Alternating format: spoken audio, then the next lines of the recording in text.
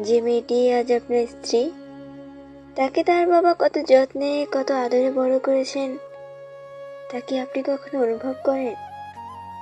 কিন্তু যেদিন আপনি নিজেও একটি মেয়ের বাবা হবেন, সেদিন বুঝবেন মেয়েরা কতটা মায়া আর ভালোবাসার মধ্যে বড় হয়।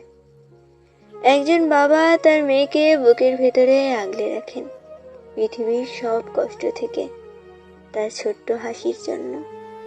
বাবা নিজের সব ত্যাগ করতে পারেন, তাই আপনার স্ত্রী শুধু একজন নারী নন, তিনি একজন বাবার হৃদয়ের সবচেয়ে আদরের অংশ।